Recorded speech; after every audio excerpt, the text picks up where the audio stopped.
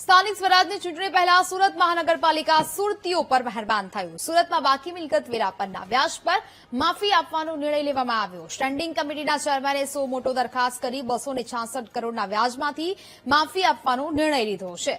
મહાનગરપાલિકાના આ નિર્ણયથી 3.10 લાખ રહેણાંક અને 89,000 કમર્શિયલ મિલકતને લાભ થવાનો છે। સોમવારથી વ્યાજ માફી યોજનાના આદેશનો અમલ શરૂ થશે।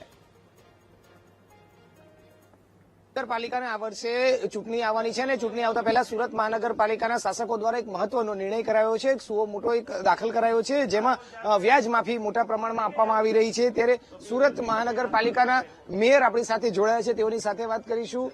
જે રીતે આખો એક મહાનગરપાલિકાનો એક મહત્વનો નિર્ણય જોવા મળ્યો છે। સર, મહાનગરપાલિકાએ એક સુઓ મોટો કરીને એક મહત્વનો નિર્ણય જાહેર કર્યો છે, કઈ રીતનો છે, શું છે? ગઈકાલે સ્ટેન્ડિંગ ચેરમેન શ્રી રાજન પટેલે એક સો મોટો દરખાસ્ત લાવ્યા છે। તેમાં ઘણા વખતથી જે લોકોને પેનલ્ટી લાગી હોય છે, વ્યાજ લાગ્યું હોય છે, તેવી મિલકતોનો એક નિર્ણય કર્યો છે। તે લોકો વહેલી તકે પોતાનો વેરો ભરી શકે તે માટે આ સીધો લગભગ 3 લાખ જેટલી રેસિડેન્ટ અને 89,000 જેટલી કોમર્શિયલ ટેનામેન્ટને આનો સીધો લાભ મળવાનો છે। કેટલું મહત્વનો કહી શકાય આ નિર્ણય અને ક્યાં સુધી આનો લાભ લઈ શકે છે, કોણ કોણ લઈ શકે છે? આમાં રેસિડેન્ટ એરિયા અને કોમર્શિયલ એરિયા બંને ટેનામેન્ટ આનો સીધો લાભ લઈ શકશે।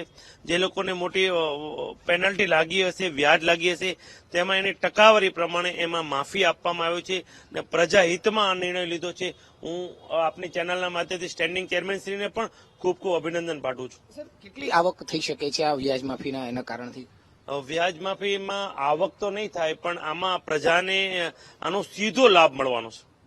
બિલકુલ, એટલે ખૂબ જ મહત્વનો નિર્ણય જે છે તે સુરત મહાનગરપાલિકાએ કરવામાં આવ્યો છે અને પ્રજાના હિતને લઈને ખાસ કરીને વાત કરીએ તો સુરત શહેરમાં 3.10 લાખ રહેણાંક અને 89,000 કોમર્શિયલ મિલકતો સીધો લાભ લઈ શકશે। 472 કરોડનો જે વેરો બાકી છે તેમાં વ્યાજ માફી પાત્ર જે છે તે 266 કરોડ જે છે તે થઈ શકે છે। સોમવારથી જ આનો અમલ પણ શરૂ કરી દેવામાં આવ્યો છે। તે માટે આ સુઓ મોટો આજે જે સ્ટેન્ડિંગ ચેરમેન રાજન પટેલ છે તેમણે દરખાસ્ત કરી છે અને સોમવારથી તેની અમલવારી થઈ રહી છે। ત્યારે આવનાર દિવસોમાં સોમવારથી તમામ લોકો આનો લાભ લે તે માટે પણ મહાનગરપાલિકાના મેયરે સૌને અનુરોધ પણ કર્યો છે। કેમેરામેન દેવેશ સોલંકી સાથે ધ્રુવ સોમપુરા, વીટીવી ન્યૂઝ, સુરત।